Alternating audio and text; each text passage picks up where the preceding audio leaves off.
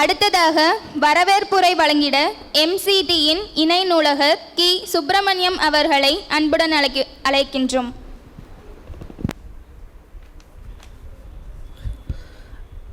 அனைவருக்கும் மாலை வணக்கம்.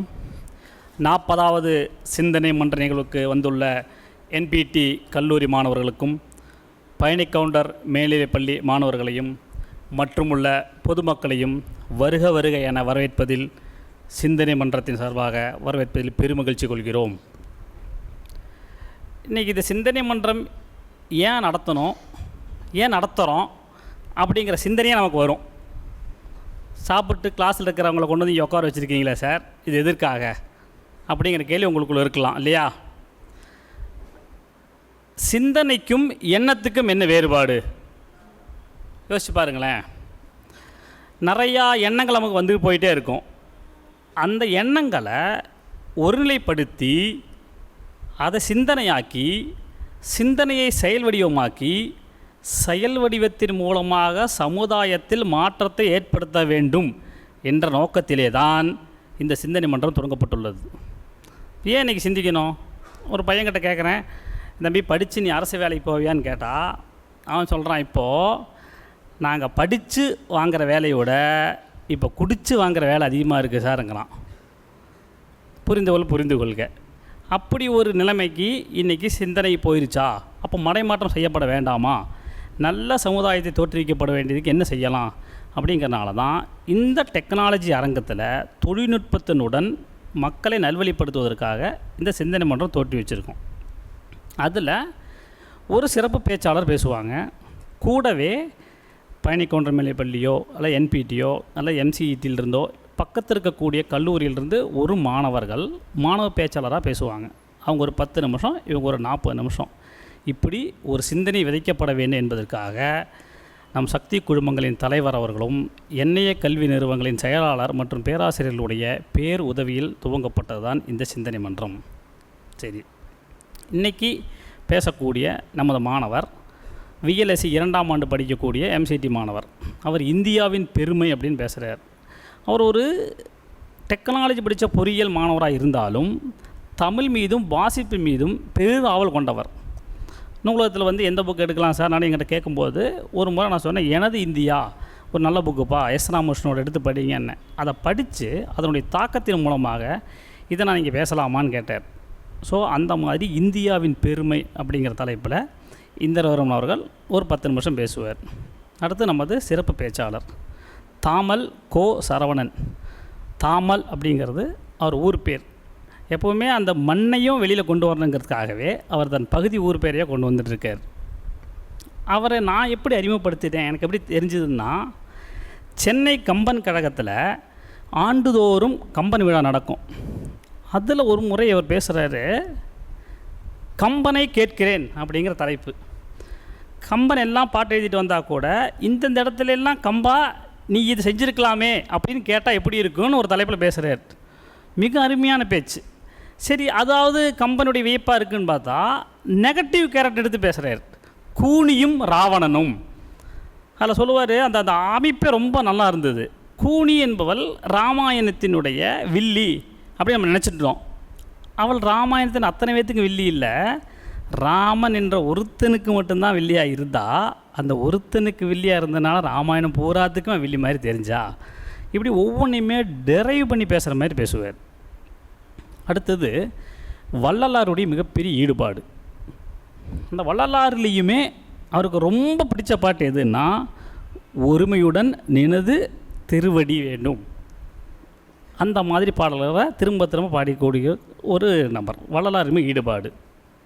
அது மட்டுமல்ல, பட்டிமன்றத்தில் சிறந்த ஒரு பட்டிமன்ற பேச்சாளர் இருப்பார். எல்லாருமே ஒரு நகைச்சுவையாவோ சில கருத்துக்களை சொல்கிறத தாண்டி என்ன நினைக்கிறோங்கிறத நிறுவுவர்.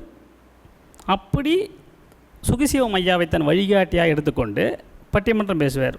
ஒரு முறை மெகா டிவியில் ஒரு சூழல் அரங்கம் என்னென்னா, பாரதியினுடைய படைப்புகளில் சிறந்து நிற்கிறது கட்டுரையா, கவிதையா, கதையா? கதைங்கிற தலைப்பில் ஐயா பேசுகிறார்.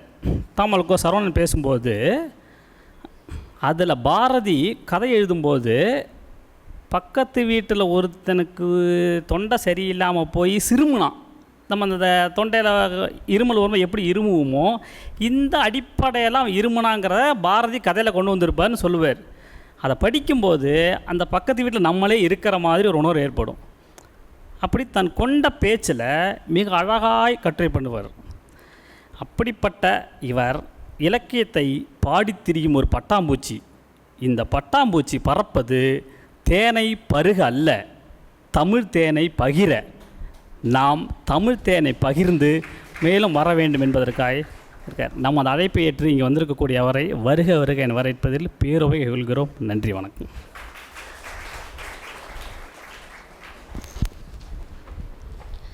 சிறப்பு விருந்தினரையும் மாணவ பேச்சாளரையும் சிறப்பித்து வரவேற்புரை வழங்கியதற்கு நன்றி ஐயா.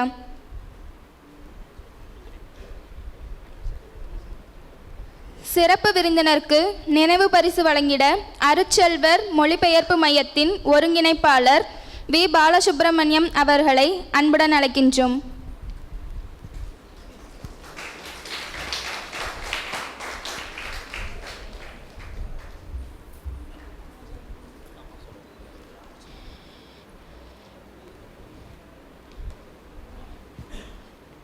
மாணவருக்கு நினைவு பரிசு வழங்கிட அருட்செல்வர் மொழிபெயர்ப்பு மையத்தின் ஒருங்கிணைப்பாளர் வி. பாலசுப்ரமணியம் அவர்களை அழைக்கின்றோம்.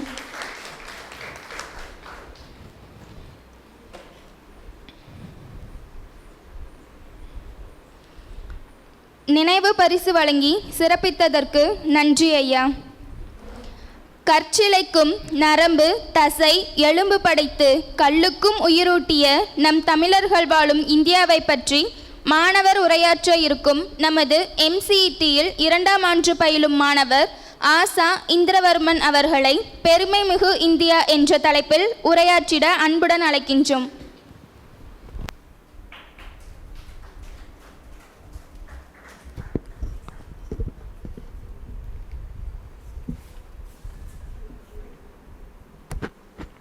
அனைவருக்கும் வணக்கம்.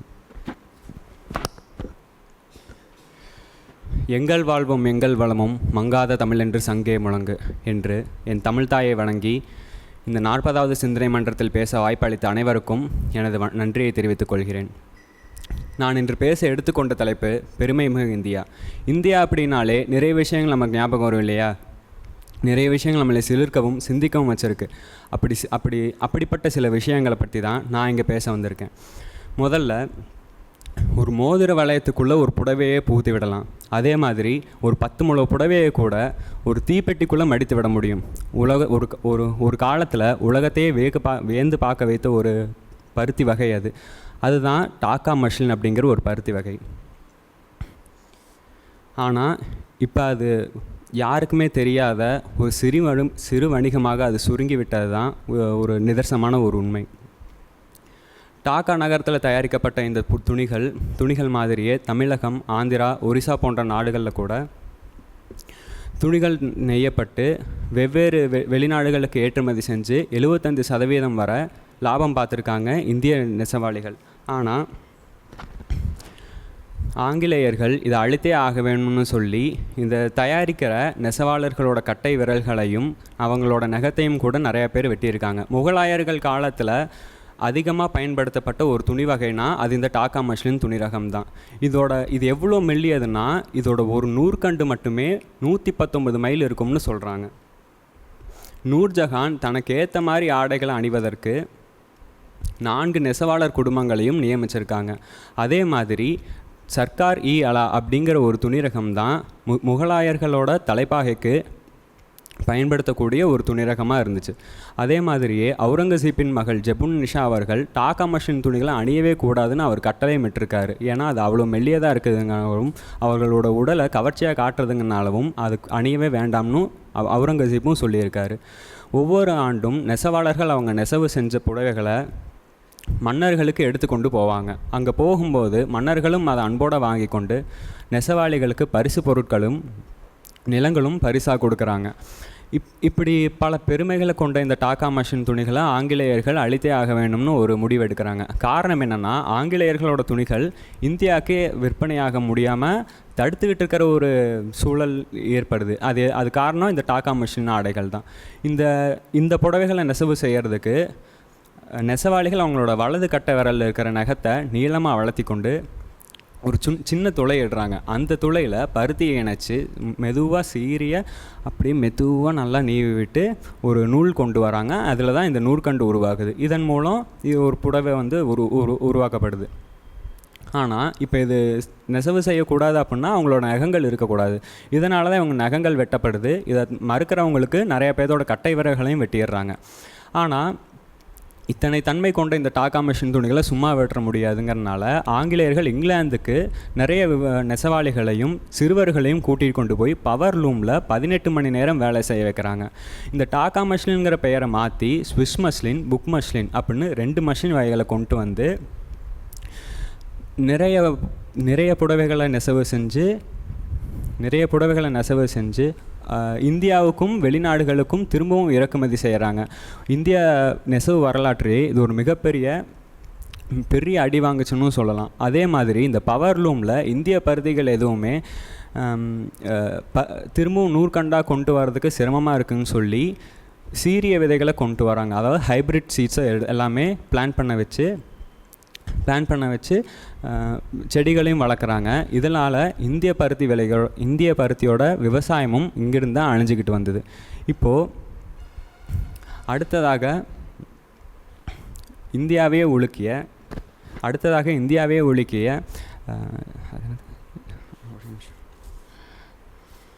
ஜாலியன் வாலாபாக் பற்றி நான் இப்போ பேச போகிறேன்.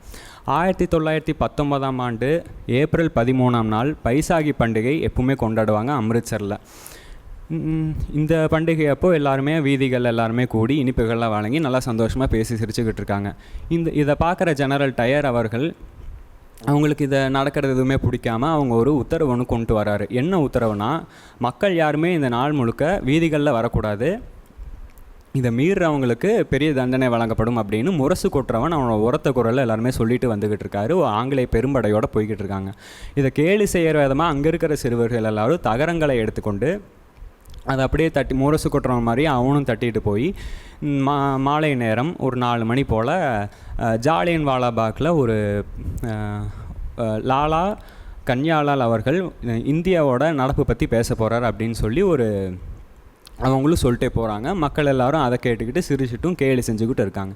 இந்த விஷயத்த ஒரு மதியம் 1 மணி போல் டயருக்கு தெரிய வருது. ஆனால் இப்போ எல்லோரும் கூடுறாங்கன்னு தெரிஞ்சு போச்சு. ஜாலியன் வாலாபாக்கில் அவர் பார்த்ததும் இல்லை, அங்கே எப்படி இருக்கும்னு எதுவும் தெரியாது. ஒரு வரைபடத்தை வச்சு ஒரு திட்டம் போடுறாரு.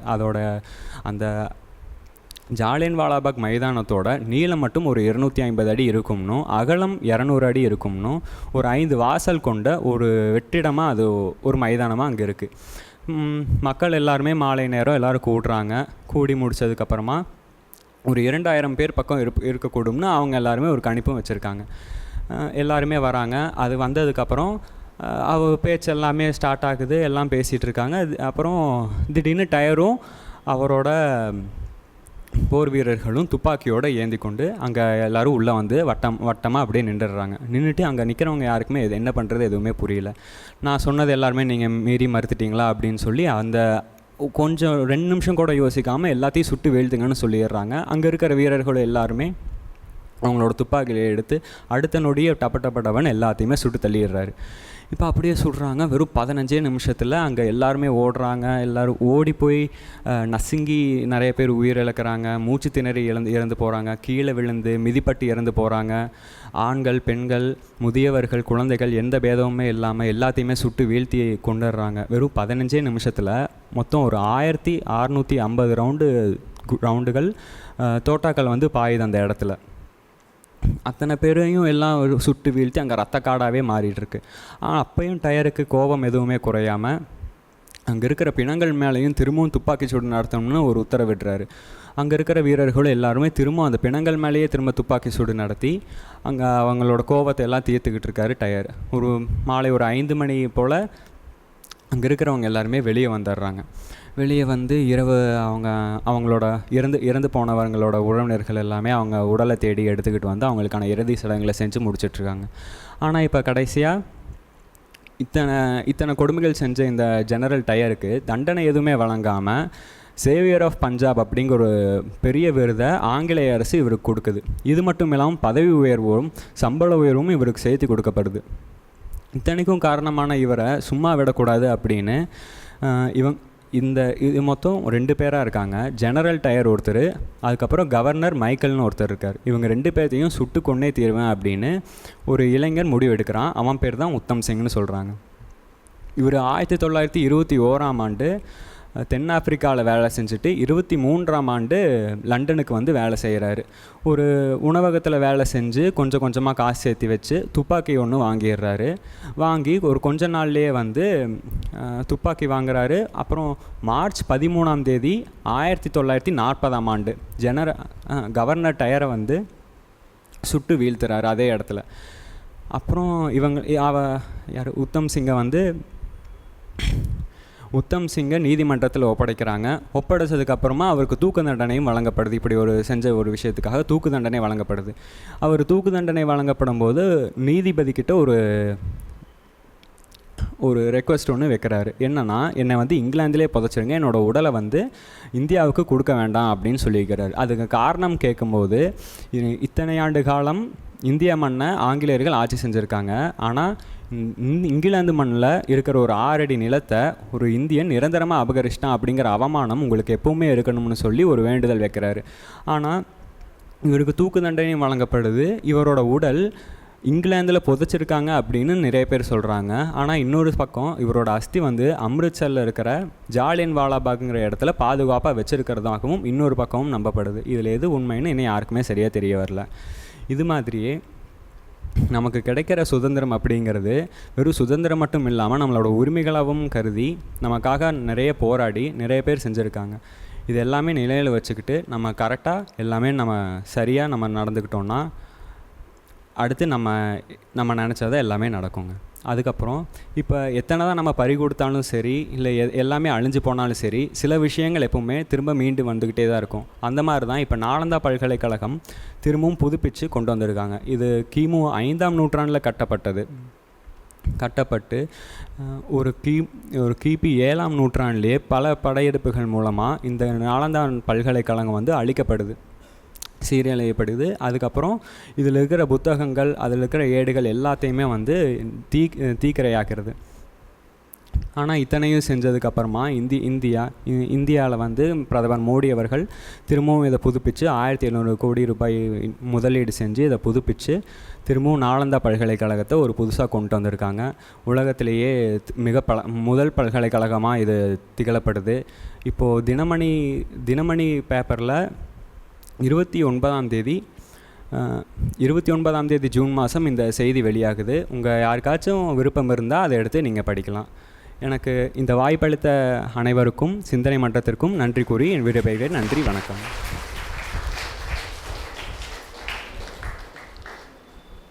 இந்தியாவை பற்றிய பெருமிதம் எங்களுக்குள் மலர்ந்தது.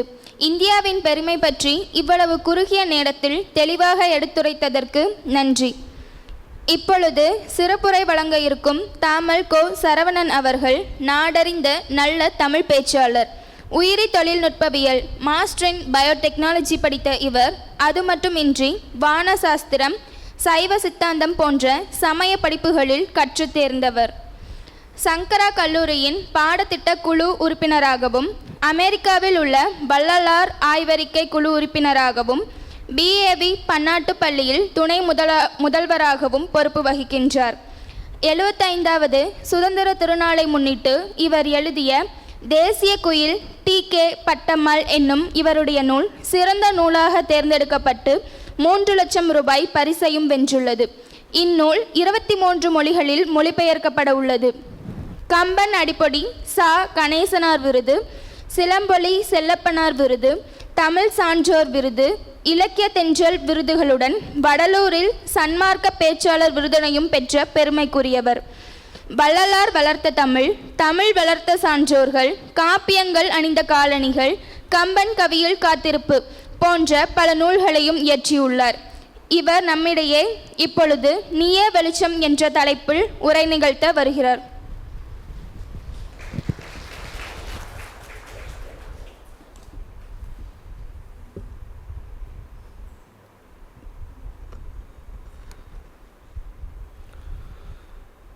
செங்கையில் மான் தூக்கி சிவந்த மழு தூக்கி அங்கத்தில் ஒரு பெண்ணை அனுதினமும் தூக்கி திங்களை கங்கையை கதித்த சடையில் தூக்கி அங்கும் இங்கும் தேடி எவரும் கண்டிராத காலை தூக்கி ஆடும் தெய்வமே என்னை கை தூக்கி ஆள் தெய்வமே. 40வது கூட்டத்தை இனிதே நடத்தி கொண்டிருக்கக்கூடிய சிந்தனை மன்றத்திற்கு என்னுடைய பணிவன்பான வணக்கங்கள். ரொம்ப அற்புதமாக ஒரு வரவேற்புரை, அவருக்கே உரிய பாணியில் எங்களை போன்ற பேச்சாளர்களை விட நல்ல பேச்சாளராக வரவேற்புரை தந்து அமர்ந்திருக்கிற ஐயா கி சுப்பிரமணியன் அவர்களுக்கும், ஒரு கன்னி பேச்சாக இந்த மேடையிலே பெருமைமிகு இந்தியா என்று உரையாற்றிய அருமை தம்பி ஆசா இந்திரவர்மன் அவர்களுக்கும், நன்றியுரை ஆற்ற இருக்கிற அண்ணன் வி பாலசுப்ரமணியன் அவர்களுக்கும், எதிரே அமர்ந்திருக்கிற பெரியவர்கள், சாதுக்கள், மாணவர்கள், உங்கள் அத்தனை பேருக்கும் என்னுடைய அன்பு கலந்த வணக்கங்கள். எல்லாருக்கும் வணக்கம். கேட்கலையே? இல்லை கேட்கல. சரி, எல்லாரும் கிளாஸ்லேருந்து கூப்பிட்ருக்கவே வேறு எதுவும் நினச்சி சந்தோஷப்பட்டு வெளியே வந்திருக்கீங்க. இங்கே எடுத்துகிட்டு வந்து உட்கார வச்ச உடனே கிளாஸ்லேயே இருந்திருக்கலாம் போல இருக்கேன்னு ஒரு வருத்தத்தோடு இருக்கா மாதிரி தெரியுது, இல்லையா? சரி, சிலரோட முகத்தெல்லாம் பார்த்தா இந்த பிடி பீரியடை கடன் வாங்கி மேக்ஸ் சார் வந்த மாதிரியே என்னை பார்த்துட்ருக்கீங்க. அதெல்லாம் ஒன்றும் வேண்டாம். சரி, சிந்தனை மன்றம் இவங்களுடைய நோக்கம் என்னென்னா, நீங்கள்லாம் சிந்திக்கணுங்கிறதுக்காக இதை ஏற்பாடு பண்ணியிருக்காங்க. இப்போ அந்த தம்பி நினைக்கலாம், நாங்கள் அப்போ ஒரு நாள் சிந்திக்காமல் தான் இருக்கிறோமா அப்படின்னு. நீங்கள் என்ன சிந்திக்கிறீங்கன்றது எங்களுக்கும் தெரியும், உங்களுக்கும் தெரியும். ஆனால் அதை சிந்திக்கக்கூடாது. சரியாக நீங்கள் எதை சிந்திக்கணுங்கிறதுக்காக இப்படி ஒன்றை எனக்கு தெரிந்து ஒரு கல்லூரி மிக சிரத்தையோடு ஒவ்வொரு மாதமும் இப்படி ஒன்றை மாணவர்களுக்காக மெனக்கெட்டு நடத்துவதென்றால் அது இந்த கல்லூரி நிறுவனமாகத்தான் இருக்கும் என்று நான் நினைக்கிறேன். ஏன்னா எங்கள் ஊர்லலாம் சிலபஸ் முடிக்கிறதே பெரிய பிரச்சனையாக இருக்கும். அதை முதல்ல வேகமாக முடிக்கிறதும் அவனுங்க, நம்ம முடிச்சிருவோம் டீச்சர்ஸு இல்லை ப்ரொஃபஸர்ஸு, அவனுங்க முடிக்க மாட்டானுங்க. அவனுங்க முடிக்கிறதும் அது ஒரு பெரிய ஓட்டத்துக்கு நடுவில் உங்களுடைய வாழ்க்கையை செம்மைப்படுத்துவதற்காக ஒரு நல்ல ஏற்பாடு. முதல்ல ஒரு பலத்த கைத்தட்டலை உங்களோடு உங்கள் வயதிலிருந்து வந்து பேசிய தம்பி இந்திரவர்மனுக்கு நம்ம கொடுக்கணும். நல்லா பலத்த கைத்தட்டல். எல்லாரும் ஒரு விஷயத்தை ஞாபகம் வச்சுக்கோங்க, நம்ம எல்லாருக்குமே நல்ல அறிவு இருக்கும், நம்ம எல்லாருக்குமே நல்ல சிந்தனை இருக்கும், நல்ல திறமை இருக்கும். ஆனால் யார் உலகத்துக்கு வெளியே வருவாங்கன்னா, யார் மேடை ஏறி பேசக்கூடிய திறமை இருக்கிறதோ அவர்கள் மட்டும்தான் வெளிச்சத்திற்கு வர முடியும். நீங்கள் எவ்வளவு தான் திறமை இருந்தாலும் நீ சொல்லலாம், அவர் சொன்னதை விட எனக்கு நிறைய தெரியும்பா இந்தியா பற்றின்னுவ, ஆனால் 4 பேர் கூப்பிட்டு வச்சு சொல்ல சொன்னால் கம்முன்னு தலை குனிஞ்சிருவேன். சொல்ல முடியாது. உனக்கு அறிவு இருக்கிறதுங்கிறத விட இன்றைக்கி என்ன முக்கியம் என்றால், அதை நீ 4 பேருக்கு தலை நிமிர்ந்து சொல்லக்கூடிய ஆளுமைத்தன்மை இல்லை என்றால் உனக்கு அறிவிருந்தும் கூட பயனற்றது என்பதை நீங்கள் ஞாபகம் வைத்து கொள்ள வேண்டும். அதனால் அடுத்த முறை வெளிக்கல்லூரியிலேருந்து வர்றதை விட நீங்களே ஒவ்வொருத்தராக வந்து இன்னும் பேசுகிற மாதிரி இருந்ததுன்னா எனக்கு ரொம்ப சந்தோஷம். அவர் சொன்னதுலேருந்து ஒன்று நான் சொல்லி என்னுடைய பேச்சுக்கு போகிறேன். அவர் என்ன தலைப்பில் பேசினார்? நான் சத்தமாக சொல்லலாமே, பெருமை மிகு இந்தியான்னு பேசினார். ரொம்ப நிறைய விஷயம் சொன்னார். இந்தியாங்கிற பேர் ஏன் வந்தது? ஒரு விஷயத்தை நல்லா ஞாபகம் வச்சுக்கோங்க. நான் ஒரு 40 நிமிஷம் பேச போகிறேன் அப்படின்னு சொல்லி உங்களை கூப்பிட்டு வந்திருப்பாங்க. நான் 40 நிமிஷம் பேச போகிறது இல்லை, 40 நிமிஷம் உங்களுடைய கலந்துரையாடல் பண்ண போகிறேன். நான் விட நீங்கள் தான் அதிகமாக பேசணும், ஞாபகம் வச்சுக்கோங்க. இந்த கிளாஸில் அவர் பாட்டு பாவமாக போர்டில் நடத்திட்டு இருப்பார், நம்ம பாட்டு இங்கே உட்காந்துட்டு இருப்போங்கிறதெல்லாம் இங்கே இல்லை. ஏன்னா நானும் 8 வருஷமாக கல்வித்துறையில் தான் இருந்து ஆசிரியராக இருந்து தான் வந்திருக்கேன். அதனால் உங்களை நல்லா தெரியும் எனக்கு. சரி சொல்லுங்கள், இந்தியா அப்படிங்கிற பேருக்கு என்ன காரணம்? யாராவது ஒருத்தர் தெரியல? சரி, நல்லா ஞாபகம் வச்சுக்கோங்க. ஒவ்வொரு இடத்துக்கு நீங்கள் வருவதும், ஒவ்வொரு நபரை நீங்கள் சந்திப்பதும் நேரம் வீணடிப்பதற்கு இல்லை, அவர்களிடம் அல்லது அந்த பொழுதில் இல்லை அந்த அவையிலிருந்து நீங்கள் என்ன கற்றுக்கொண்டீர்கள் என்பதுதான் உண்மையிலேயே நீங்கள் நேரம் செலவிட்டதற்கான ஒரு சரியான ஒன்று. இன்றைக்கி ஒரு விஷயத்தை தெரிஞ்சுட்டு போங்க. இந்தியாங்கிற பேர் ஏன் வந்தது தெரியுமா? உண்மையிலே யாருக்குமே தெரியாதா? சரி, ஒரு காலத்தில் இந்தியாங்கிறது இப்போ இருக்கிற இந்திய எல்லை கிடையாது. அது தெரியுமா? அது தெரியும். சரி, பரவாயில்ல.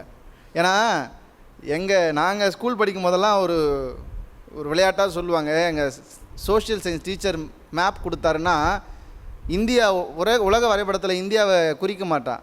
ஏன்டா குறிக்கலன்னு கேட்டால், என் உயிரே போனாலும் என் நாட்டை நான் காட்டி கொடுக்க மாட்டேன் சார் அப்படின்னு சொல்லுவான். அந்த மாதிரி நீங்கள் ஒரு அவ்வளோ யோசிக்கிறீங்களே, இந்தியாவினுடைய எல்லை தெரியும்ல. அப்போது சுதந்திரத்துக்கு முன்னாடி இந்தியாவுடைய எல்லையாக பாகிஸ்தானும் பங்களாதேஷும் சேர்ந்து ஒரு பெரிய எல்லையாக இருந்தது. அப்போ இந்தியாவில் ஓடிய மிகப்பெரிய நதியில் ஒன்று சிந்து நதி. கேள்விப்பட்டிருக்கீங்களா? இந்தூஸ் ரிவர் என்று ஆங்கிலத்திலே படிச்சிருப்பீங்க. தமிழில் அதற்கு பெயர் சிந்து நதி. பாரதியார் கூட பாட்டு பாடும்போது சிந்து நதியின் மிசை நிலவினிலே அப்படி தான் பாடியிருப்பார். ஆனால் பாரதி காலத்துலலாம் சிந்து நதி இந்தியாவில் இருந்துச்சு. இப்போ இல்லையா சார், வத்தி போச்சான்னு கேட்காதீங்க. பாகம் பிரித்ததில் சிந்து நதி எங்கே போயிடுச்சு? பாகிஸ்தான். பரவாயில்லையே, ரொம்ப ஐயா சொன்னார், நீங்கள் சும்மாலாம் பேச வராதிங்க, அறிவார்ந்த பசங்க, நீங்கள் தப்பாக பேசுனா கண்டுபிடிச்சிருவாங்கன்னார். உண்மைதான். பாகிஸ்தானுக்கு போயிடுச்சு. பாகிஸ்தானுக்கு போகிறதுக்கு முன்னாடி இந்தியாவிலே மேற்கு பக்கமாக தான் உள்ளே வர முடியும். ஏன்னா நேர் வடக்கு கிழக்கு பகுதிகளில் பனிமலைகள் அதிகமாக இருக்கிறதால இந்தியாவுக்குள்ளே வர்றதுக்கான ஒரே வழி மேற்கு வழியாக தான் உள்ளே வரணும். மேலே வடமேற்கு. அப்படி மேற்கு வழியாக உள்ளே வரணும்னா அவங்க கடக்க வேண்டிய ஒரு பெரிய நதி சிந்து நதி. சிந்து நதியை கடந்தால் தான் இந்தியாவுக்குள்ளேயே வர முடியலைன்னா வர முடியாது. முதல்ல இந்தியாவுக்கு வந்த பாரசீகர்கள் யார்?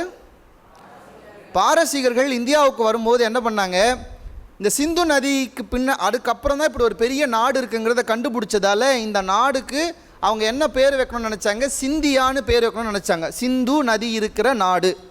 ஆனால் என்ன பிரச்சனை பாருங்கள், ஒவ்வொரு மொழியும் ஒவ்வொரு உச்சரிப்பில் சில பிழை செய்வது வழக்கம். பிழைன்றதில் அவங்களுக்கு அது வராது. இப்போ உதாரணத்துக்கு நம்ம கிராமங்கள்லாம் பார்த்துருக்கீங்களே, நம்ம பாட்டி தாத்தாக்கெலாம் இந்த ஜா வராது. ஜோடியாக போறியான்னு சொல்ல மாட்டாங்க, என்ன சோடியாக போறியம்பாங்க. கேட்டுருக்கீங்களா? அவங்களுக்கு இந்த ஷாலாம் வராது. ஷண்முகம்னா அவங்களுக்கு ஷண்முகம் சொல்ல மாட்டாங்க, சண்முகம் அப்படி தான் கூடுவாங்க. அது இயல்பாகவே சில சொற்கள் சில வட்டார வழக்குக்கு வராது. அப்படி தான் பாரசீகர்களுக்கு ஈ என்கிற உச்சரிப்பு வராது. ஈ என்கிற உச்சரிப்பு, சி என்கிற உச்சரிப்பு வராது. எங்கெல்லாம் சி வருதோ சா வருதோ அவங்க அதெல்லாம் ஈயா மாற்றிடுவாங்க. அப்போ என்ன பண்ணாங்க, சிந்தியா அப்படிங்கிறத அவங்க ப்ரொனவுன்ஸ் பண்ண தெரியாமல் சிந்து என்கிற நதியை இந்துனும் சிந்தியா என்பதை இந்தியானும் ப்ரொனவுன்ஸ் பண்ணாங்க. பாரசீகர்கள் வச்ச பேரையே பின்னாடி வந்த கிழக்கிந்திய கம்பெனியை எடுத்துக்கிட்டு நம்ம நாட்டுக்கு இந்தியானே பேரை வச்சுட்டாங்க. அப்போ இந்தியானா என்ன? சிந்து நதி இருக்கிற நிலப்பரப்புன்னு அர்த்தம். ஆனால் இன்றைக்கி அது பொருந்துமா? ஏன் பொருந்தாது? ஏன்னா சிந்து நதி யார்கிட்ட இல்லை, நம்மக்கிட்ட இல்லை. சரி, இந்த வரலாறை தெரிஞ்சுக்கோம். ரெண்டாவது, அவர் பெருமைமிகு இந்தியான்னு ஒன்று பேசினார். உண்மையிலே ஒரு பெரிய பெருமை இந்தியாவுக்கு இருக்குது. அவர் துணியை உடைகளை பற்றி பேசினதால சொல்கிறேன். உலகத்திலேயே நான் சொல்கிறது ஒரு பெருமைக்காகவோ ஒரு வரட்டு கௌரவமெல்லாம் கிடையாது. உண்மை, உலகிலேயே ஒரு செடி பருத்தியிலே இருந்து வெடித்த பஞ்சை எடுத்து திரித்து நூலாக்கி நூலை இழைத்து இழையாக்கி இழையை நெய்து உடையாக்கி உடுத்திய முதல் இனம் தமிழினமும் இந்தியர்களும் தான். உண்மை. அப்போ மற்றவங்களாம் என்ன சார் போட்டிருந்தாங்க அப்படின்னு கேட்டால், விலங்குகளினுடைய தோலையும் மரத்திலிருந்து வரக்கூடிய வேறு சில வகையான உடைகளையும் தான் அணிந்தார்களே தவிர பருத்தியிலிருந்து உடையை அணியக்கூடிய நாகரிகத்தை உலகத்திற்கு முதலாக சொல்லிக் கொடுத்தவர்கள் இந்தியர்கள் தான். அதனால தான் மகாத்மா காந்தி எடுத்த பெரிய புரட்சியில் ஒன்று கதர் புரட்சி. கதரிலிருந்து அவர் அந்த புரட்சி ஆரம்பித்து எடுத்தார். இப்படி இந்தியாவுக்கு என்று பல பெருமைகள். அதை தம்பி ரொம்ப அழகாக சொன்னார். அதை நம்மளும் தெரிஞ்சுப்போம். இப்போது இன்றைக்கி நான் உங்களோட பேச வந்திருக்கிறது நீயே வெளிச்சம் அப்படின்னு ஒரு தலைப்பு. அது ஏன் யோசிச்சேன்னா, நான் பார்த்த பல பிள்ளைகள் பல மாணவர்கள் என்ன சொல்லுவாங்க, வாழ்க்கையில் ஏன்டா உருப்படலன்னு கேட்டால், எனக்கு அந்த சரியான நேரத்தில் யாராவது ஒருத்தர் கைட் பண்ணியிருந்தால் நான் நல்லா வந்திருப்பேன் சார் அப்படின்னு சொல்லுவாங்க. ஆனால் அப்படி கைட் பண்ணவனா அவன் ஒரு புழுவாக கூட மதிச்சிருக்க மாட்டான்னு வச்சுக்கோங்க சொல்லும் போது. ஆனால் எல்லாரும் சொல்கிறது, எனக்கு அப்போ ஒரு நல்ல கைடன்ஸ் கொடுத்துருந்தா நான் நல்லா வந்திருப்பேன் சார், நான் இந்நேரத்துக்கு நான் பிரைம் மினிஸ்டரே ஆயிருப்பேன் சார், எனக்கு அது யாரும் சொல்லாமல் போயிட்டாங்க, நல்லா கைட் பண்ணியிருந்தா நான் ஃபுல் மார்க் எடுத்திருப்பேன் சார், எனக்கு சரியாக கைட் பண்ணாமல் விட்டாங்க அப்படிங்கிறாங்க. இந்த தலைப்பை கொடுத்ததற்கு எதற்காக இதை கொடுத்தேன்னா, நீங்கள் இருளிலே இருக்கிற போது, சுவாமி விவேகானந்தர் சொன்னது, நீங்கள் இருளிலே இருக்கிற போது உங்களுக்கு வெளிச்சம் யாராவது கொடுப்பார்களா என்று யாருடைய கையையும் ஏந்தி பார்க்காதீர்கள்.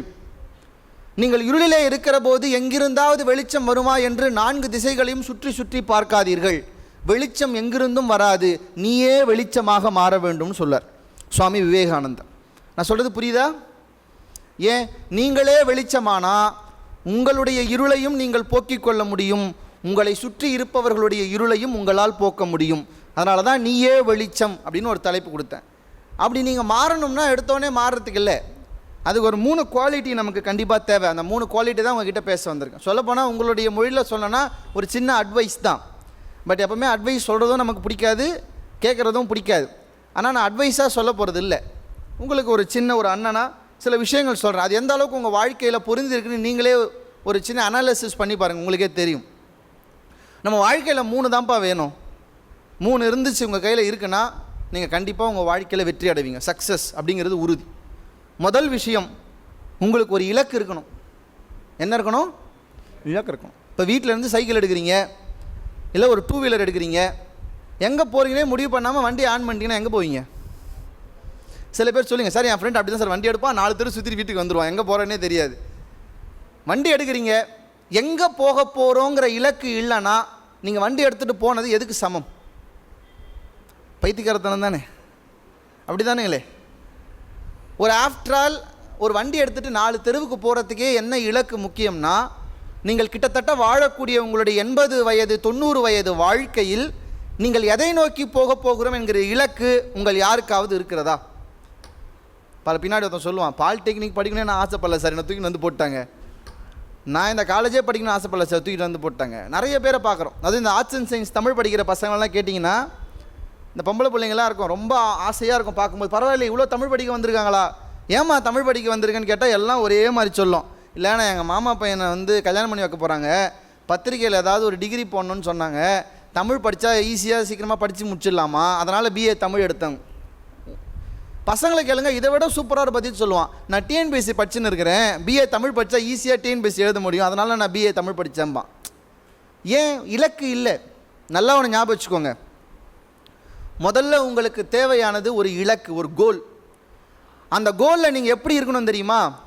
சும்மா மாறி மாறி இலக்கு வைக்கக்கூடாது. இப்போ பார்ப்போம், ஒரு 6வது படிக்கிற வரைக்கும் ஐஏஎஸ் ஆகணும்னு ஆசைப்படுவோம், அப்புறம் 10வது வரும்போது தான் தெரியும் ஐஏஎஸ் கஷ்டம்னு, அதுக்கப்புறம் ஒரு லாயர் ஆகணும்னு ஆசைப்படுவோம், அப்புறம் 12வது முடிக்கும் போது தான் தெரியும் பாஸ் ஆகிறதே பெரிய விஷயம், எங்கே லாயர் ஆகுறதுன்னு. அதுக்கப்புறம் சென்னை அமிர்தாவில் போய் குக்கிங் கற்றுக்கலாமான்னு ஆசைப்படுவோம், அங்கே போனதுக்கப்புறம் தான் தெரியும் நமக்கு குக்கிங்கும் வராது அப்படிங்கிறது. அந்த மாதிரி இலக்கை மாற்றிக்கிட்டே இருந்தால் அதுக்கு பேர் இலக்கு கிடையாது.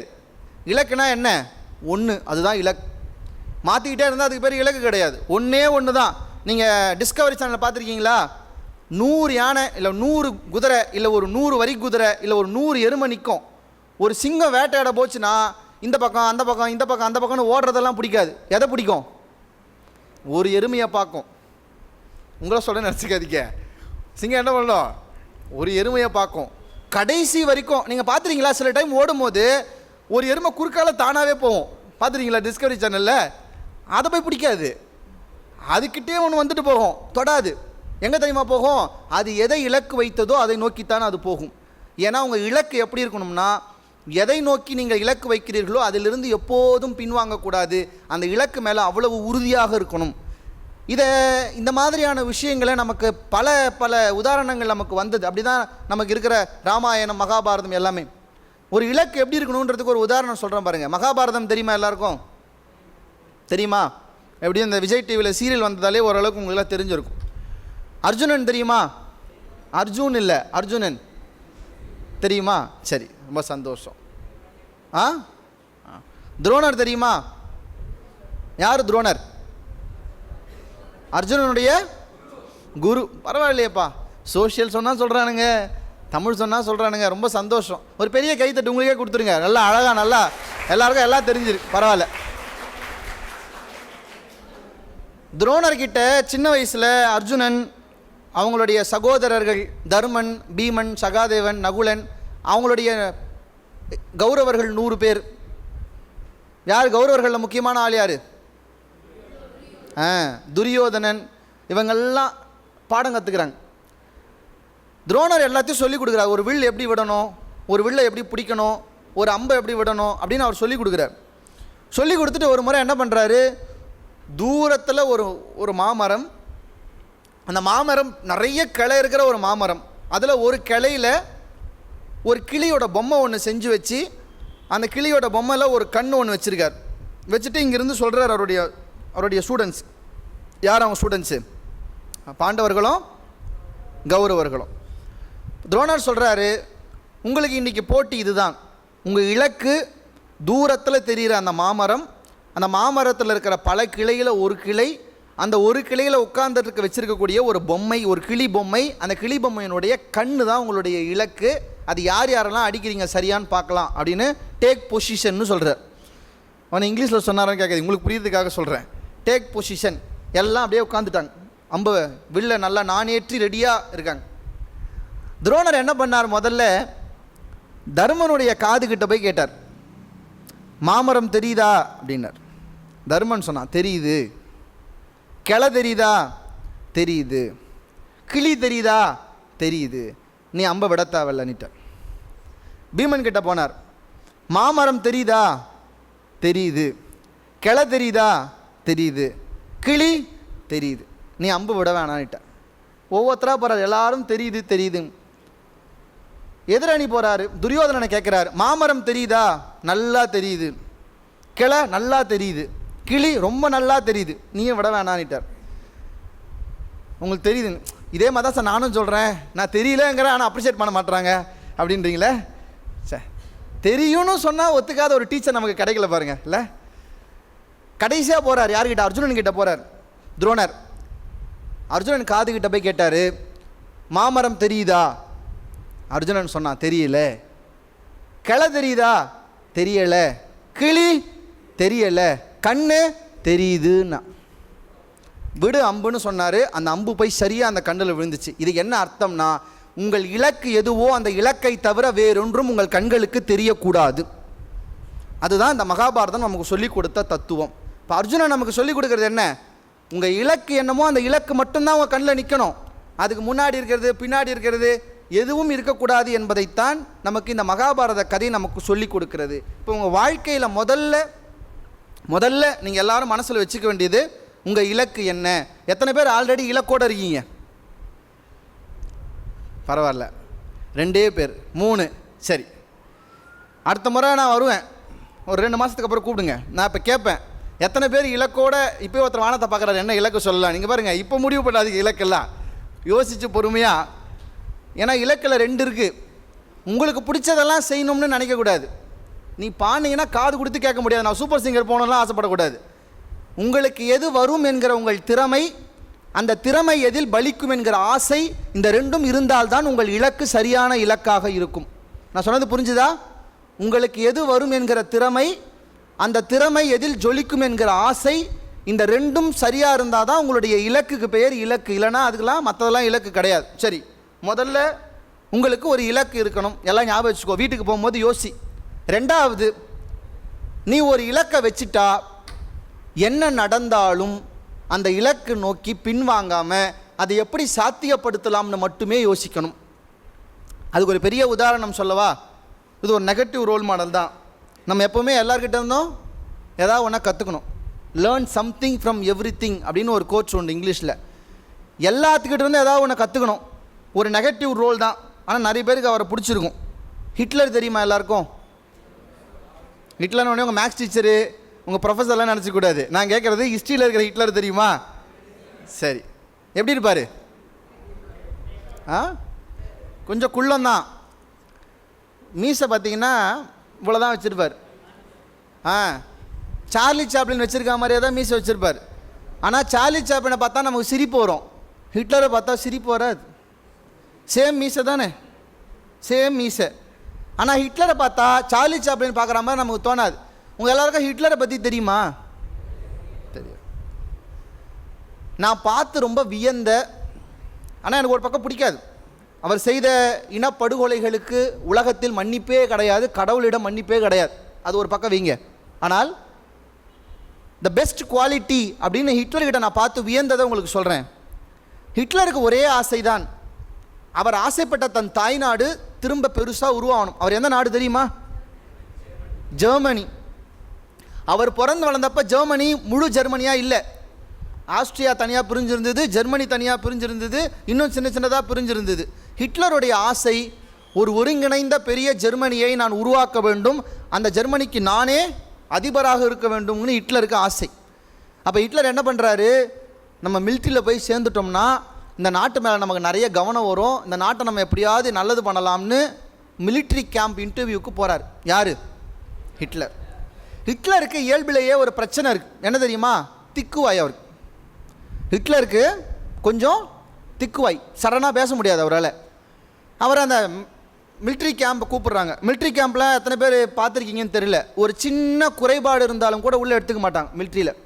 நீங்கள் நிற்கிறது, உங்கள் கால் கொஞ்சம் வளைஞ்சிருந்தாலோ, சின்னதாக உங்கள் உடம்புல ஒரு மாற்றம் இருந்தால் கூட உங்களை எடுத்துக்க மாட்டாங்க, டிஸ்குவாலிஃபைட் அப்படின்னு அனுப்பிச்சிடுவாங்க. ஹிட்லர் போய் நிற்கிறாரு. அந்த எதிர்க்க கேள்வி கேட்குறவர் உன் பேர் என்னன்னு கேட்குறாரு. ஹிட்லர் அவர் பேரை சொல்கிறதுக்கு 4 நிமிஷம் ஆகுது, சொல்ல முடியல. திக்கிறாரு, முணுங்கிறாரு. ஹிட்லர்னு அவரால் வரல, முழு பேரை அவரால் சொல்ல முடியல. அந்த இன்டர்வியூ எடுத்தவர் சொன்னார், உன்னாலலாம் மிலிட்ரி மேன்லாம் ஆக முடியாது, போஸ்ட்மேன் தான் ஆக முடியும், கிளம்புன்னு சொல்லி கையில் சர்டிஃபிகேட் கொடுத்து அனுப்பிச்சிட்டார். நீங்கள் நம்ப மாட்டீங்க, நீங்களாம் தான் என்ன பண்ணியிருப்பீங்க? அவமானமாக ஆயிடுச்சுன்னு வந்திருப்பீங்கல்ல. தலைவர் போஸ்ட்மேனில் போய் சேர்ந்தார். எங்கே தெரியுமா? மிலிட்ரியில் போஸ்ட் கேம்பில் போய் சேர்ந்தார். இந்த மிலிட்ரி கேம்ப்லேருந்து வர செய்தியை கொண்டு போய் இந்த மிலிட்ரி கேம்பில் போய் சொல்கிற, நீ என்ன போஸ்ட்மேனாக ஆகணும்னு ஆகிறேன், ஆனால் நான் நினச்சா மாதிரி மிலிட்ரியில் போஸ்ட்மேன் ஆகணும்னு சொல்லி ஆனார். ஒரு வரலாற்றை ஞாபகம் வச்சுக்கோங்க. எந்த ஹிட்லர் தன்னுடைய பேரை சொல்லுவதற்கு அவ்வளவு திக்கி திக்கி பயந்தாரோ அந்த ஹிட்லரை பேரை சொன்னால் ஒரு காலத்தில் உலகமே அதிர்ந்தது என்றால் அதுதான் ஹிட்லர் செய்த பெரிய புரட்சி. அதிர்ந்தது. உலகத்தையே கையில் வச்சிருந்த பிரான்ஸ், உலகத்தையே கையில் வச்சிருந்த பிரிட்டன்லாம் ஹிட்லருடைய பேரை சொன்னாலே நடுநடுங்கி போய் இந்தான்னு சொல்லி எல்லைகளை தாரவாத்தான். வரலாற்றில் இருக்குது. எப்படி மாறினார் ஹிட்லர் எப்படி நினைக்கிறீங்க? அவர் ஒரு இலக்கை வச்சார். என்ன ஆன போதும் அந்த இலக்கில் இருந்து ஹிட்லர் பின்வாங்கவே இல்லை. அதுக்கு ஒரு உதாரணம் சொல்கிறேன் பாருங்க. சில பைத்தியகாரத்தனமான வேலைலாம் பண்ணார். எப்படின்னா, அந்த உண்மையான அதிபர் இருப்பார்ல, திடீர்னு ஒரு மீட்டிங் வரும்போது அவர் கழுத்தில் போய் துப்பாக்கி வச்சுட்டு இந்த நாட்டை என்கிட்ட ஒப்படைனார். அப்படி சொன்னால் கொடுத்துருவாங்களா நாட்டை? எவ்வளோ பெரிய நாடு, எவ்வளோ பெரிய மிலிட்ரி இருக்குது. ஒரு ஆள் போய் அதிபர் தலையில் துப்பாக்கி வச்சுட்டா அதுனா வீடா, பீரோவில் இருந்தெல்லாம் எடுத்து கொடுங்கிற மாதிரி கொடுக்கறதுக்கு. ஹிட்லர் அவ்வளோ சின்ன பிள்ளைதானோ, தூக்கி போட்டாங்க உள்ளே சிறைச்சாலையில். சிறைச்சாலையிலேருந்து வெளியே வரும்போது ஹிட்லர் முடிவு பண்ணார், நான் இந்த நாட்டை ஆள வேண்டும், அதை நான் நினைக்கிற மாதிரி அபகரிச்செல்லாம் ஆள முடியாது. அப்போ எப்படி ஆள முடியும்? சட்டப்படி தேர்தலில் நின்று மக்கள் தேர்ந்தெடுத்து அதுக்கப்புறம் தான் நான் பிரைம் மினிஸ்டர் ஆக முடியும். அப்படி ஆனால் தான் என்னால் இந்த நாட்டை ஆள முடியும்னா என் இலக்கு இந்த நாட்டை ஆளணும். நான் நிற்கிறேன். நம்ப மாட்டீங்க, பிடிவாதமாக அடித்து வாங்க வேண்டும் என்று நினைத்ததை மாற்றி தேர்தலிலே நிற்கிறார். யார்? ஹிட்லர். அவருக்குன்னு ஒரு கொடி கொண்டு வந்தார். அவர் கொடி பார்த்துருக்கீங்களா? சிவப்பு மஞ்சளில் இருக்கும் அவர் கொடி, ஸ்வஸ்டி சிம்பிள் போட்டிருக்கும். ஏன் சிகப்பு மஞ்சள் பயன்படுத்தினார்னா, பார்க்கும்போதே ஒரு உணர்ச்சியை தூண்டக்கூடிய 2 நிறம் என்றால் ஒன்று சிவப்பு மஞ்சள். அதனால் அந்த நிறத்தில் கொடி எடுத்துகிட்டு வந்தார். அவருக்குன்னு ஒரு ஆந்தம். அப்போ தான் இந்த ஸ்பீக்கரெல்லாம் டிஸ்கவர் ஆகி வருது உலகத்துக்கு. நீங்கள் நம்ப மாட்டீங்க, ஹிட்லர் ஒரு ஊரில் பேசுகிறாருன்னா இந்த குழா கட்டுறதுன்னு சொல்லுவாங்களே நம்ம ஊர்லலாம், இந்த ஆடி மாதம்லாம் ஆச்சுன்னா அம்மன் பாட்டெல்லாம் குழா போட்டு பாடிட்டு இருப்பாங்களே, அந்த மாதிரி ஹிட்லருடைய பேச்சை கேட்பதற்காக 20-25 கிலோமீட்டருக்கு குழாயை கட்டி ஊரில் இருக்க ஜனங்கள்லாம் வாசலில் வந்து உட்காந்து ஹிட்லர் பேச்சை கேட்பாங்களாம். ஹிட்லர் எப்படி அந்த நாட்டை பிடிச்சாரு தெரியுமா? பேசி பேசியே அந்த நாட்டை கைப்பற்றினார். தேர்தலில் நின்னார். முதல் தேர்தலில் 30% வாக்கோடு உள்ளே போனார் நாடாளுமன்றத்துக்கு. 5 வருஷம் போச்சு. 2வது முறை நின்னார். மக்களுடைய ஏகோபித்த பாராட்டுதலோடு ஓட்டோடு ஜெயிச்சு அந்த நாட்டை முதலாக பிரைம் மினிஸ்டராக உள்ளே போனார். திரும்ப 2வது முறை நின்னார், ஜெயிச்சார். 3வது முறை நின்னார். இனிமேல் இந்த நாடு டெமோக்ராட்டிக்கல் நாடு இல்லை, இனிமேல் சாகும் வரை நான் தான் இந்த நாட்டை ஆளப்போகிறேன்னு சட்டத்தை திருத்திட்டார். எந்த தேர்தல் என்னை இந்த நாடு ஆள விடாமல் செய்ததோ அந்த தேர்தலிலேயே ஜெயித்து அந்த தேர்தலையே இல்லாமல் பண்ண ஒருத்தர் வரலாற்றில் இருக்கிறாருன்னா அது ஹிட்லர் தான். அப்போ ஹிட்லரிடமிருந்து நீங்கள் எதை கற்றுக்கொள்ள வேண்டும்னா, நான் ஒரு இலக்கை வச்சுட்டா அது எது வந்து தடுத்தாலும் என்ன தடைகள் வந்தாலும் நான் என் இலக்கை ஜெயிச்சே தீர்வுங்கிறத நீங்கள் எல்லோரும் ஹிட்லரிடமிருந்து கற்றுக்கொள்ள வேண்டிய ஒரு பெரிய விஷயம். பாருங்கள், நம்பர் 1 உங்களுடைய இலக்கு எது என்பதிலே நீங்கள் தீவிரமாக இருக்கணும். நம்பர் 2 அந்த இலக்கு என்ன நடந்தாலும் அதிலிருந்து பின்வாங்கக்கூடாது. இது ரெண்டும் நீங்கள் சம்மந்தப்பட்டது. இது மட்டும் இருந்தால் பத்தாது. இது ரெண்டு மட்டும் இருந்தால் அதுக்கு பேர் சுயநலம். அப்போ நீங்கள் உன் இலக்குக்காக எவனை வேணாலும் பலி கொடுக்க நினைப்பேன், உன் இலக்குக்காக என்ன வேணாலும் பண்ணலான்னு நினைப்பேன். சார் நான் விஏஓ அவனை ஆசைப்பட்றேன் சார், டிஎன்பிசியில் சரவணன் ஒருத்தர் வந்து பேசிட்டு போனார், உன் இலக்குக்கு நீ என்ன வேணாலும் பண்ணலான்னு, அதனால் எனக்கு தெரிஞ்ச மினிஸ்டருக்கு ஒரு 5 லட்ச ரூபாய் கொடுத்து நான் விஏஓ வாங்கிட்டேன்னு சொல்லக்கூடாது. அதுதானே சொல்லுவோம். எனக்கு தேவை என் இலக்கை நான் ஜெயிக்கணும், எனக்கு ஒரு போலீஸில் வரணும்னு ஆசைப்பா, 10 லட்ச ரூபா கொடுத்து ஜெயிச்சு. ஏன்டா 10 லட்ச ரூபா கொடுத்து வாங்கினேன், சரவணன் ஒருத்தர் சொன்னார் என்ன இலக்கோ அது எப்படியாவது அடைஞ்சிருன்னு சொன்னார். அது இல்லை, அதுதான் 3வது ரொம்ப முக்கியம். உங்கள் இலக்கு சமூக அக்கறையோடு சேர்ந்ததாக இருக்க வேண்டும். நான் தம்பி இந்த முகலாய எம்பர் பற்றி சில விஷயங்கள் தொட்டு பேசினதால் சொல்கிறேன். எனக்கு வரலாற்றை ரொம்ப பிடிச்ச ஒரு பெயர் தாரா ஷிகோவ். யாருக்காவது இவரை தெரியுமா? தாரா ஷிகோவ் கேள்விப்பட்டிருக்கீங்களா? இல்லை. ஷாஜகான் கேள்விப்பட்டிருக்கீங்களா? ஷாஜகானையும் கேள்விப்பட்டது இல்லையா? ஏன், எப்படி தெரியும் அவர் உங்களுக்கு? மும்தாஜோடைய ஹஸ்பண்டா, காதலனா? அதுவே குழப்பமாக இருக்கா? மும்தாஜுக்கு குழப்பமாக இருக்கா, உங்களுக்கே குழப்பமாக இருக்கா? சரி, தாஜ்மஹாலை கட்டினார். சரி, கொத்தனார் கட்டினாரா? சரி, இன்னும் நீங்களாம் மாறல, நாங்களாம் நீங்கள் நல்லா டெவலப் ஆகிட்டீங்கன்னு நினச்சிட்ருக்கோம், இன்னும் எங்கள் காலத்து காமெடியோ சொல்லிட்டு இருக்கீங்க. சரி கவனிங்க, ஷாஜகான் எல்லாருக்கும் தெரியும்ல, ஷாஜகான் ரொம்ப ஆசையாக ஒன்று கட்டினார். அவருடைய காதலி மனைவி தான். அது நிறைய வரலாற்று பொய்கள்லாம் சொல்கிறாங்க, அதெல்லாம் இல்லை, அவர் மனைவி தான். மும்தாஜ் அவருடைய மனைவி. எத்தனாவது மனைவிங்கிறதா வரலாறு, ஆனால் அவர் மனைவி தான். அவங்களுக்காக அவர் ஒரு தாஜ்மஹால் கட்டினார், எல்லாருக்கும் தெரியும். ஷாஜகானுக்கு அப்புறம் யாருங்க ஆட்சிக்கு வந்தது? யாராவது ஒருத்தரா சரியாக சொல்லுங்களேன். எனக்கு தெரிஞ்சிங்க இருக்க எல்லாருமே சிபிஎஸ்சி சிலபஸாக இருந்தால் 8th ஸ்டாண்டர்டில் முகலாய எம்பர்ஸ்னே ஒரு லெசன் இருக்குது. இத்தனைக்கும் அது 4வது லெசனோ 3வது லெசனோ. அதில் வந்து ஒவ்வொருத்தரை பற்றியுமே இருக்குது. அவுரங்கசீப்பா? இல்லை, அதான் சரி. சொன்னவருக்கு ஒரு கைத்தட்டு கொடுத்துருங்க. அவுரங்கசீப் தான் சரி. சரி, இப்போ எவ்வளோ சாதாரணமாக சொல்லிட்டோம். ஷாஜகானுக்கு அப்புறம் யார் வந்தது? அவுரங்கசீப் வந்து. இது அவ்வளோ சாதாரணமாக வந்த வரலாறு இல்லை. ஷாஜகானுக்கு பிறகு உண்மையிலே ஆட்சிக்கு வர வேண்டியது தாரா ஷிகோவ். தாரா ஷிகோவ் யார் தெரியுமா? ஷாஜகானினுடைய முதல் மகன், அவுரங்கசீப்பினுடைய சகோதரன். நான் இப்போ உங்களுக்கு ஒருத்தரை பற்றி சொல்ல போகிறேன். இந்த தாரா ஷிகோவ் ரொம்ப ரொம்ப ரொம்ப வித்தியாசமான ஒரு கேரக்டர். உங்கள் யாருக்கும் பரிச்சயம் இல்லாத ஒரு கேரக்டர், தெரிஞ்சு வச்சுக்கோங்க, வாழ்க்கையில் எப்போ வேணாலும் யூஸ் ஆகும்.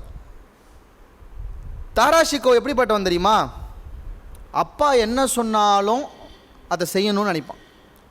அப்பா எழுந்துருன்னா எழுந்துப்பா, உட்காருனா உட்காரு, அவ்வளோ அப்பாவை மதிக்கிற புள்ள. அப்படியே இந்த பக்கம் அவுரங்கசீப், அப்பா எழுந்துருன்னு சொன்னால் உட்காருவான், அப்பா உட்காருன்னு சொன்னால் எழுந்துப்பான். நம்ம வீட்டிலே அப்படி தான் இருக்கும். 2 இருந்ததுன்னா ஒன்று இப்படி தான், ஒன்று அப்படி இருக்கும், ஒன்று இப்படி இருக்கும். அப்பா ஆசைப்பட்டார், யார்? ஷாஜகான் ஆசைப்பட்டார், எனக்கு அப்புறம் இந்த அரியணை தாரா ஷிகோவ் தான் ஆளணும்னு ஆசைப்பட்டார். மக்கள் எல்லாருக்கும் கிட்டத்தட்ட அறிவித்தார், எனக்கு அப்புறம் இந்த இடத்துல உட்கார போகிறது என் மகன் தாரா ஷிகோவ் தான்.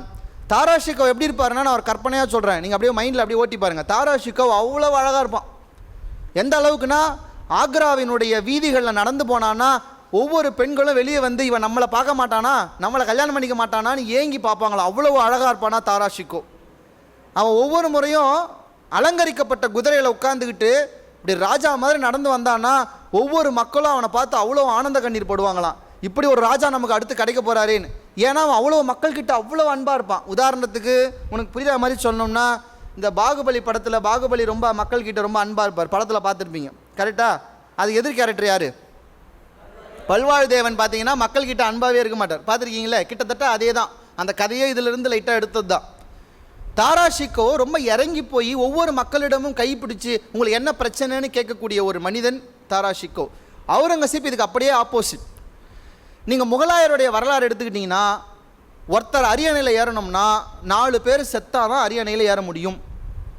அதாவது எப்படின்னா, இப்போ ஷாஜகான் அரியணைக்கு வந்திருக்காருன்னா ஷாஜகான் சும்மா வரல, ஷாஜகான் அவரோட பிறந்த எல்லாரையும் போட்டு தள்ளிட்டு தான் அவர் அரியணைக்கே வந்தார். அதுதான் வரலாறு. முகலாய வரலாற்றை பொறுத்த வரைக்கும் ஒருவர் அரியணை ஏறணும்னா காம்படிஷனே இருக்கக்கூடாது.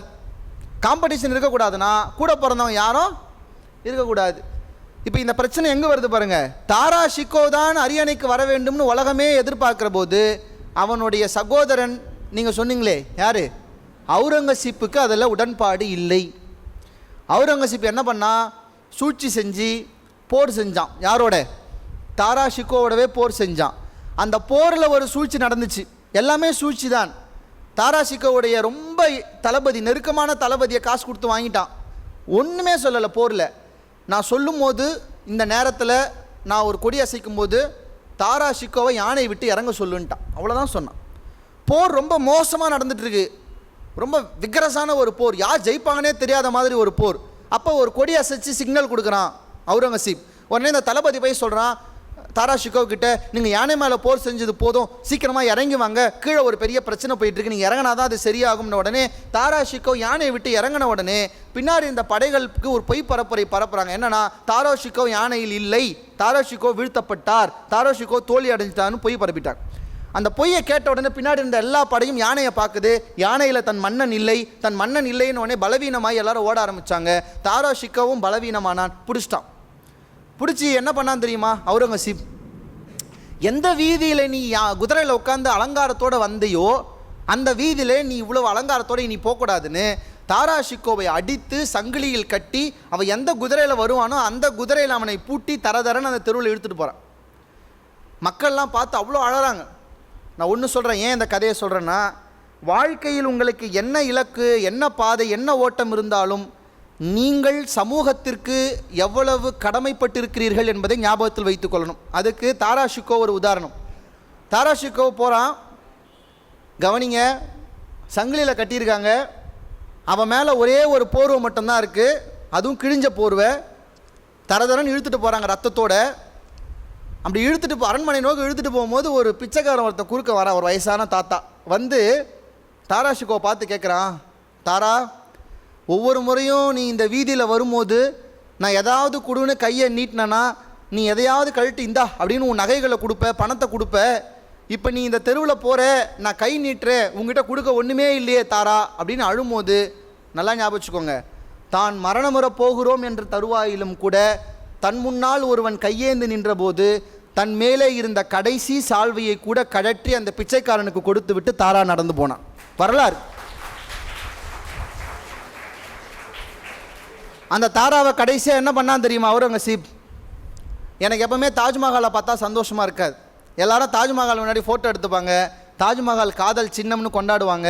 ஆனால் எனக்கு தாஜ்மஹாலை பார்க்குற போதெல்லாம் ஒரு சொல்ல முடியாத ஒரு சோகம் அல்லது ஒரு சின்ன கண்ணீர் என் கண்களில் எப்பயுமே இருக்கும். ஏன்னா இவனை அரெஸ்ட் பண்ண அடுத்த நிமிஷம் அவுரங்கசீப் அவங்க அப்பாவையும் அரெஸ்ட் பண்ணிட்டான். அந்த கதை உங்களுக்கு தெரியும். ஷாஜகானை கைது செஞ்சு தாஜ்மஹாலுக்கு எதிர்க்கவே போட்டு நீ சிறையில் இருந்தே உன்னுடைய தாஜ்மஹாலை பாருன்னு போட்டான்ல, அவன் ஆக்சுவலாக தாஜ்மஹாலை பார்க்குறதுக்காக சிறையில் போடலை. உண்மையான வரலாறு, ஷாஜகான் சிறையில் இருக்கார். அவர் சிறைக்கு ஒரு பெரிய பெட்டி ஒன்று, பரிசு பெட்டி ஒன்று வருது. அன்பு மகன் அவுரங்கசீப்பினுடைய பரிசுன்னு திறந்து பார்க்குறாரு. தன் ஆசை மகன் தாராவினுடைய தலை வெட்டப்பட்டு அந்த பெட்டிக்குள்ளே இருக்கு. பார்த்து ஷாஜகான் அவ்வளவு கண்ணீர் விடுறார். கடைசியாக அவுரங்கசீப் என்ன தெரியுமா பண்ணார்? எந்த தாஜ்மஹாலை நீ ரசித்து ரசித்து பார்க்கிறாயோ அந்த தாஜ்மஹாலின் வாசலிலேயே தாராவினுடைய தலையை புதைத்தான். நீங்கள் இப்பையும் எல்லாரையும் பொறுத்த வரைக்கும் தாஜ்மஹால் என்பது மும்தாஜினுடைய காதல் சின்னம். ஆனால் என்னை பொறுத்தவரை அது கடைசி மரணத்திலும் கூட தன் சால்வையை கழற்றி கொடுத்த தாரா என்கிற நல்ல மனிதனுடைய கல்லறையாக நான் தாஜ்மஹாலை பார்க்கிறேன். நல்லா ஞாபகம் வச்சுக்கோங்க, தாராவுக்குன்னு ஒரு இலக்கு இருந்தது. ஆனால் அந்த இலக்கு தாராவால் வெற்றி அடைய முடியல. ஆனால் வரலாற்றில் அவுரங்கசீப் ஆண்டு இருந்தாலும் கூட அவுரங்கசீப்பை விடவும் வரலாற்றில் புகழோடு இருக்கிறது தாராவினுடைய பெயர் என்றால் உங்கள் இலக்கை விட, அவுரங்கசீப்புக்கும் இலக்கு தான் பெருசாக இருந்தது, உங்கள் இலக்கை விட யார் ஒருவர் மனித நேயத்திற்கு அதிக இடம் கொடுக்கிறார்களோ அவர்கள் தான் வரலாற்றில் நல்ல பெயரோடு இருப்பார்கள். 2 பேர் இருக்குது வரலாற்றில், 2 பேரும் வரதான் போகுது. அது நல்ல பேராக வரப்போதா கெட்ட பேராக வரப்போதா?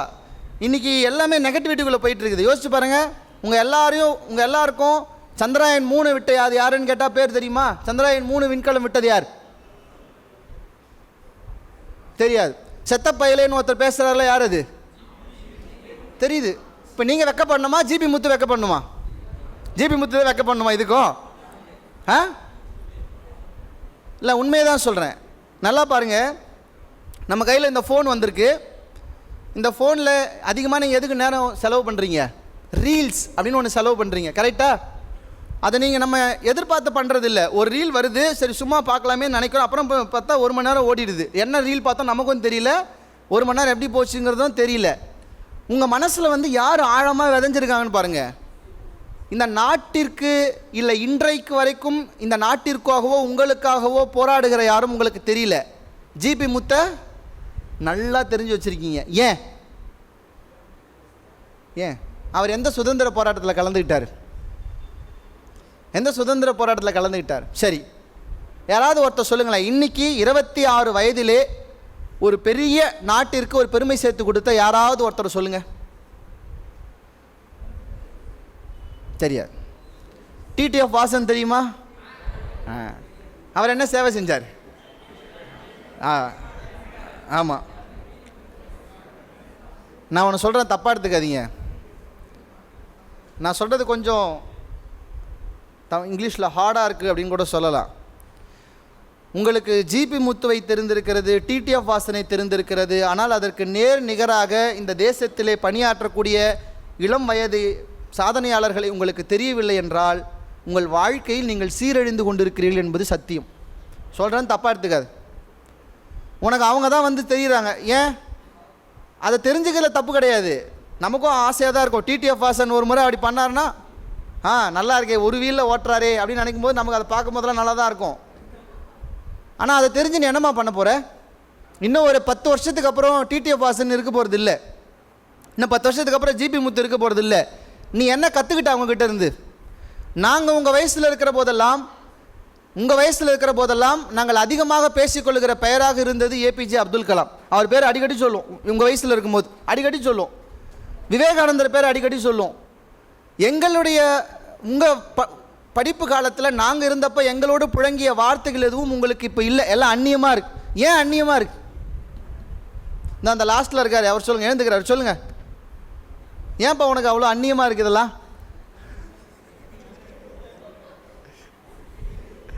சரி,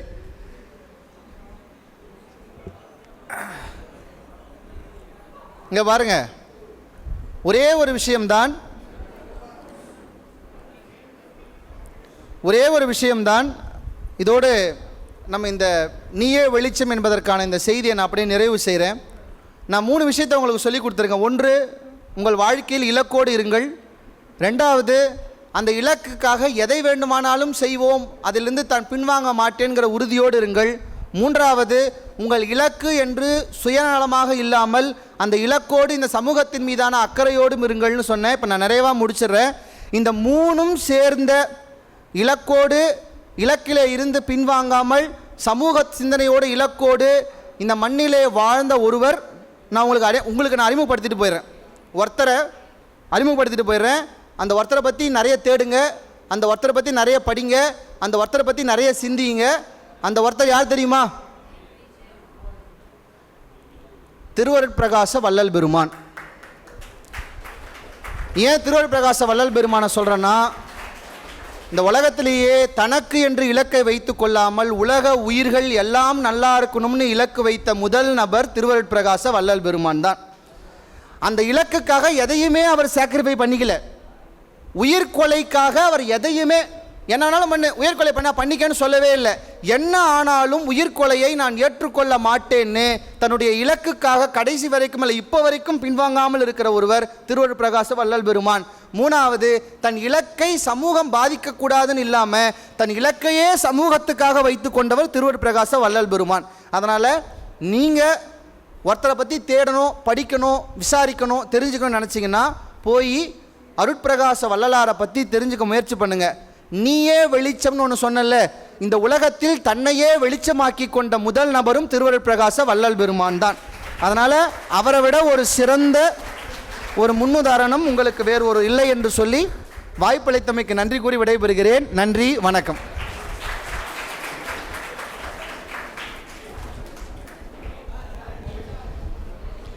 உங்களுடைய சிறப்பு உரையிலிருந்து தாராசிக்கோ வரலாற்றை படிக்க வேண்டும் என்றும் வள்ளலாரை வாசிக்க வேண்டும் என்ற எண்ணம் எங்களிடையே தோன்றியிருக்கிறது. முயற்சிக்கு நீ அடிமை என்றால் வெற்றி உனக்கு அடிமை, பணிவுக்கு நீ அடிமை என்றால் புகழ் உனக்கு அடிமை என்ற எண்ணத்தை எங்களிடையே விதைத்து சென்றதற்கு நன்றி ஐயா. நன்றி மறப்பது நன்றன்று என்று நன்றியுரை வழங்கிட அருட்செல்வர் மொழிபெயர்ப்பு மையத்தின் ஒருங்கிணைப்பாளர் வி. பாலசுப்ரமணியம் அவர்களை அழைக்கின்றோம்.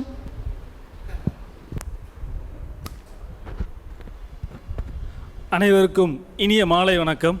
ஒரு 5 நிமிஷம் நன்றியுரை சொல்லிடலாம். நான் காஞ்சிபுரத்திலிருந்து வடலூரில் வள்ளலார் ஏற்றிய ஒளி காஞ்சிபுரத்தில் ஒரு சிறு பொறியாக உருவாகி இன்று உலகம் முழுவதும் வள்ளலார் நெறிகளை தம்பி சரவணன் அவர்கள் யூடியூப் வழியாகவும் ரீல்ஸ் வழியாகவும் இது ஒவ்வொரு கல்லூரிகளில் சென்று பேசுவதன் வழியாகவும் மாணவர்களிடையே ஜீவகாருண்யத்தை பரப்பி வருகிறார். அத்தகைய தாமல் கோ சரவணன் நம் சிந்தனை மன்றத்திற்கு இன்று பேசுவதற்காக வருகை தந்து சிறப்பித்தமைக்கு சிந்தனை மன்றத்தின் சார்பில் நமது முதல் நன்றியை தெரிவித்துக் கொள்வோம். பொதுவாகவே இன்றைக்கி தாமல் சரவணன் பேசினதில் மாணவர்களுக்கு ஏதாவது நிறைய விஷயங்கள், பயனுள்ள விஷயங்கள் பேசினார். அந்த அனைத்து விஷயங்களையும் மாணவர்களுக்கு பிடித்த மாதிரி கதைகளோடு கொண்டு வந்து சொன்னார். இலக்கு நிர்ணயிப்பதிலிருந்து அதற்கு எப்படி செயல்படுவது வரைக்கும். ஸோ இது மாணவர்களுக்கு மிகவும் பயனுள்ளதாக இருக்கும். கடைசியாக அவர் சொன்ன மாதிரி நீங்கள் ஜிபி முத்தையும் டிடிஎஃப் வாசனையும் கடைபிடித்தா உங்களுடைய வாழ்க்கையை சீர்குலைந்து போகும். அது வடலூர் வள்ளலார் காஞ்சிபுரம் சரவணன் மூலமாக சொல்கிறதா நான் நினைக்கிறேன். அதை மாணவர்கள் முடிந்த அளவுக்கு நல்ல மனிதர்களை நாம் திரும்ப திரும்ப நினைக்கணும். எங்களுடைய காலத்தில் எங்களுக்கு மிகவும் முக்கியமானவராக கருதப்பட்டவர் ஏபிஜே அப்துல் கலாம். அவர் 1 கோடி மாணவர்களை சந்திக்க இலக்கு வச்சுருந்தார். ஸோ அது மாதிரி தொடர்ந்து பள்ளிகள்லையும் கல்லூரிகளையும் மாணவர்களை சந்தித்து பேசினார். அவர்கிட்ட கேள்வி கேட்கறதுக்காகவே நிறைய மாணவர்கள் திருக்குறள் படிச்சுட்டு இந்த கேள்வி நான் அவர்கிட்ட கேட்கணும், பேசணும், அவரை தொடணும், அவர்கிட்ட ஹேண்ட்ஷேக் பண்ணணும் அப்படிங்கிற மாதிரி நிறைய விருப்பங்களோட பல்லாயிரக்கணக்கான மாணவர்கள் மிகப்பெரிய அரங்குகளில் கலந்துக்குவாங்க. அவருடைய கூட்டங்களில் பள்ளிகள்லேருந்து சாரி அப்போ எலெக்ஷனுக்கு எப்படி பஸ் போகுது அந்த மாதிரி போவாங்க. ஸோ இன்றைய மாணவர்கள் அதெல்லாம் இல்லாமல் விலகி இருக்கிறது இன்றைய அடுத்த தலைமுறை எதிர்காலத்தை குறித்து ஒரு பயத்தை உருவாக்குது எங்களுக்கு. இந்த சிந்தனை மன்றம் நல்லதொரு சிந்தனை மன்றத்தை நம் தலைவர் மாணிக்கமையா அவர்களினுடைய எண்ணத்தில் உதித்த இந்த பொறி நம் செயலர் அவர்களினுடைய வழிகாட்டுதலினாலும் நம் கவிஞர் பத்மஸ்ரீ சிற்பி பாலசுப்ரமணியம் ஐயாவுடைய ஆலோசனையின் பேரிலும் தொடர்ந்து செயல்பட்டு வருகிறது. இதோடு 40 வாரங்களை நாம் கடந்து விட்டோம். தொடர்ந்து நாம் செயல்படுவோம். இதற்கு உறுதுணையாக இருக்கக்கூடிய கல்லூரி நிர்வாகத்திற்கும் பேராசிரியர்களுக்கும் என்பிடிசி எம்சிஇடி பழனிக்கவுண்டர் மேல்நிலைப்பள்ளி மாணவ மாணவிகளுக்கும் ஆசிரியர் பெருமக்களுக்கும் நமக்கு தொடர்ந்து இந்நிகழ்ச்சிகளை ஒளிப்பதிவு செய்து கொடுக்கின்ற ஸ்டுடியோ எம்சிஇடி ஒளியமைப்பை ஏற்படுத்தி கொடுக்கின்ற நவீன் இவர்கள் அனைவருக்கும் சிந்தனை மன்றத்தின் சார்பாக நன்றியை தெரிவித்துக் கொள்கிறோம். மேலும் இதற்கு சிற்றுண்டி அளிக்கின்ற ஹாஸ்டல் டீம் அவர்களுக்கும் நம்முடைய சிந்தனை மன்றத்தின் சார்பாக நன்றியை தெரிவித்துக் கொள்கிறோம். நன்றி, வணக்கம்.